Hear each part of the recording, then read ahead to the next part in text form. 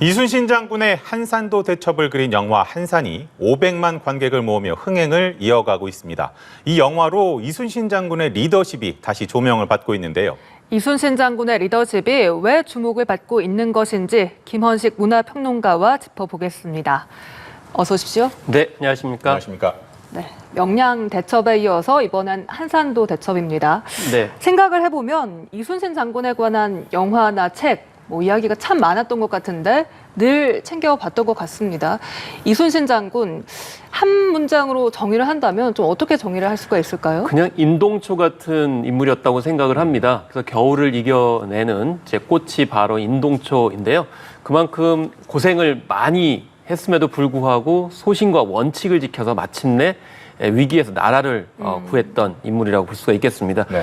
그리고 개인적으로는 몰락한 가문 출신이거든요. 그래서 외가에 가서 결국에는 또 대릴사위로 들어갑니다. 그래서 지금 네. 이순신 생가로 알려진 곳은 사실은 원래 어머니의 집도 아니고 생가도 아닐 뿐더러 이 장인어르신의 집이에요. 예. 그래서 어렵기 때문에 장인어르신이 이제 무관이었기 때문에 네. 문관을 원했지만은 여의치 않으니까 무관 시험을 봐가지고 입직을 하게 되는데, 사실 우리는 어렸을 때부터 사실 이순신 장군이 남다른 전쟁놀이를 네. 해가지고 재능이 있었던 줄은 보이지만 사실 20대 초반까지만 해도 문과 시험을 봤던 측면이 있습니다. 형들이 문과 시험을 준비하다 보니까 좀 집안이 어려워서 막내니까 네. 문과 시험으로 이렇게 진출하게 되는, 그래서 온갖 어려움을 딛고서 고생 끝에 이제 일정한 위치에 올라가서 결국에는 나라를 위기에서 구한 인물이라고 볼 수가 있겠습니다. 네, 이순신 장군이 어렸을 때 늘 쉽게 이렇게 승승장구만 했을 것 같은데 아닌군요. 아닌 거죠. 그래서 우리가 어린 시절에 그 위인전 읽게 되면은 뭔가 천재였다. 네. 병법에 남다른 재능이 있었다 해서 좀 영웅성을 많이 강조하는데 굉장히 인간적인 면모가 많았습니다. 그래서 유성룡의 징비록을 보게 되면은 단아한 선비 같다. 이렇게 언급을 했거든요. 그래서 네. 이번에 한산 같은 경우에도 박해일 씨가 캐스팅이 됐을 때 왜 박해일이 그런 장군의 모습이 있었을까라고 생각했는데 네. 사실 이제 연출한 거 보니까 그 유성룡의 징비록에 나온 단아한 선비 풍모를 그대로 보여주고 있어서 극 중에서 말도 별로 없어요. 항상 조용하고 결단 있는 말만 얘기하기 때문에 명량의 최민식 씨와는 좀 다른 리더의 모습을 보여주고 있었습니다. 네, 우리나라 사람들이 존경하는 위인을 꼽으라면 늘 세종대왕, 이순신, 꼭 이순신 장군 들어가거든요. 우리나라 사람들이 이렇게 유독 좋아하는 이유는 뭘까요? 못된 왜군을 통쾌하게 쳐부쉈기 때문이 아닐까 이렇게 생각이 듭니다. 우리 역사에서 이렇게까지 통쾌하고 상쾌하게 전과를 이뤘던 사례가 없었기 때문에 계속 회자될 수밖에 없는 것이고, 나라가 위기에 빠졌을 때마다 이순신 장군처럼 이제 구해줬으면 좋겠다라는 열망이 반영됐다고 생각이 듭니다. 그리고 무엇보다도 개인적인 삶이 너무 드라마틱하다라는 것이죠. 아까 말씀드린 대로 여의치 않은 상황 속에서 문과 시험에 합격을 했고, 그런 다음에도 변방을 또 돕니다. 그리고 변방에서 열심히 또 공을 쌓아가지고 중앙에 또 오게 되면 소신을 내세워가지고 파직을 당하게 되고, 다시 또 성과를 내서 어느 정도 위치에 가게 되면 시기와 모함을 받게 되고, 그래서 이 명량에서도 이제 그게 드러납니다만은 투옥과 고문을 겪게 되고, 그것도 이겨내서 또 다시 또 이제 일정한 위치에 가는 삶 자체가 굉장히 드라마틱하기 때문에 원하는 게 아닌가라는 생각이 들고요. 전반적으로 개인적으로 봤을 때는 무실역행의 개인 품모, 리더십이 굉장히 중요하다. 그래서 무실이라는 거는 자기가 맡은 업무를 충실하게, 성실하게 하고 또 힘써서 행동하는 모습을 이순신 장군이 좀 많이 보여줬거든요. 그런 점들이 리더들에게 많이 필요하기 때문이 아닌가 이렇게 생각을 해볼 수가 있겠고, 그런 리더들이 적기 때문에 적은 느낌이 들 때마다 이순신 장군을 다시 재소환하는 게 아닌가 이렇게 생각이 듭니다. 아무래도 그러다 보니까 이제 정치인들이 사실은 이순신 장군을 언급하는 경우가 상당히 많지 않습니까? 그러니까 이제 그 절체절명의 위기를 극복을 하는 그런 모습, 또 아니면은 간신들의 모함을 받아서 또 백의종군을 하는 모습, 이런 것들을 자기들이 쓰고 싶을 때 이제 활용하는 모습들을 저희가 흔히들 볼 수가 있는데, 이 정치인들이 꼭 좀 본받아야 될 만한 그런 리더십이라면 어떤 게 있겠습니까? 정치인들이 항상 강조하는 것 중에 하나가 말씀하신 대로 이제 백의종군도 언급을 하지만은 상유 12척이다. 그래서 저에게는 오히려 12척의 배가 있다. 역사적 사실에서는 13척 배라고 얘기를 이제 하게 되는데요. 네.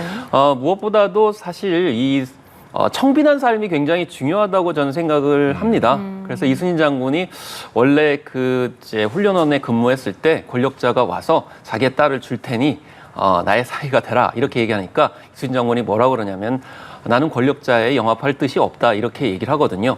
또 충청병영에서 권관으로 근무할 때는 이때도 이제 그때는 휴가를 받을 때 식량을 받아서 집으로 갔습니다. 네. 집에 갔다 와서 식량이 남으니까 그걸 반납했습니다. 일반적으로 관리들은 그걸 자기 개인적으로 쓰게 되는데 그렇지 네. 않았고요. 또 자기 상관이 오동나무를 베가지고 네.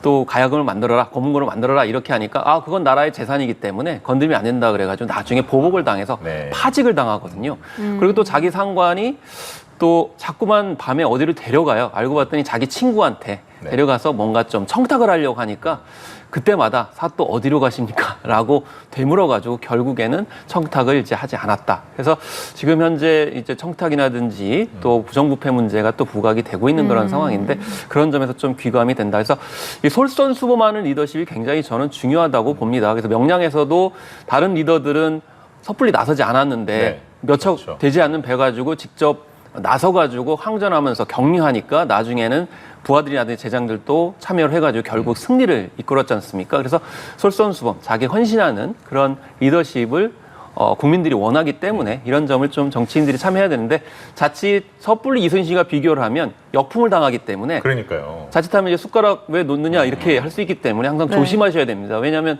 이순신 장군과 같이 반열에 오를 만한 정치인들이 얼마나 있을까라는 생각을 국민들은 다 하시거든요. 청빈한 삶 이런 것들이 그 정치인들이 그 이름을 입에 올리기 전에 과연 내가 그렇게 삶을 살아왔는가를 한번 좀 돌아볼 필요가 있을 것 같네요. 네, 그렇습니다. 네. 그러면 이순신 장군이 보여준 리더십 중에 정치인에게 지금 정치인에게 가장 필요한 리더십 하나만 꼽으라면 뭘까요? 일단 뭐 제가 이름 붙이자 그러면 이제 하객진 리더십이라고 붙이겠습니다. 지금 한산 대첩을 다룬 네. 이제 한산 용해 출연이 크게 흥행을 하고 있는데요. 사실 그 당시 설명을 좀 드려야 됩니다. 그 당시에는 삼도 수군 통제사가 없었어요. 그래서 수군을 좀 약간 낮게 봤기 때문에 수군을 통괄해가지고 이제 지도하는 리더가 없었습니다. 네. 그래서 이혁기, 원균, 이순신이 다 똑같이 정삼품 수군 절도사였어요. 더구나 이혁기는 왕족이었고 13살이 아래였습니다. 그리고 원규는 이순신보다 한 살은 많았지만 묵과 5년 선배거든요. 네. 그러니까 계급은 같은데 나이 차이는 있고 또 원규는 더 많은 경험이 있고 이 세 명의 수사가 모여가지고 연합 함대 전술을 이제 사용을 하는 건데 하객진이라는 건 결국 유인을 해가지고 각각 진법에 따라서 각자 역할 분담을 해서 포격전으로 섬멸을 하는 거거든요.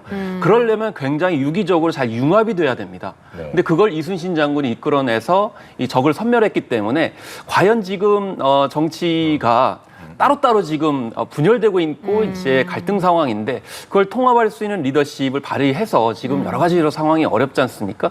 그런 것들을 이제 극복할 수 있는 리더십을 국민들이 원하지 않을까 이렇게 생각을 해서 제가 이름을 붙여서 하객진 리더십이다 이렇게 붙여봤습니다. 그 국민의힘 김기현 의원이 그 이순신 장군이 방금 말씀해주신 그런 경쟁자였던 두 명과 함께 힘을 합쳐서 오히려 상황을 극복하고 위기를 극복하는 모습들을 좀 되새겨 봤으면 한다라고 좀 이야기를 하기도 했는데 원균 리더십과 이순신의 리더십이 다르다고 좀 하더라고요.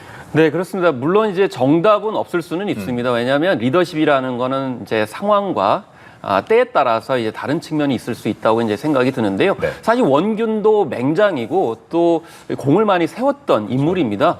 뭐 동인과 서인이 다 추천을 했던 인물 중에 하나인데요. 다만 상황이 맞지 않았던 것이죠. 왜냐하면 원균은 육지전에 굉장히 강했던 측면이 있고요. 특히 먼저 행동을 하고 행동하면서 뭔가 대안을 마련하겠다라는 쪽이었습니다.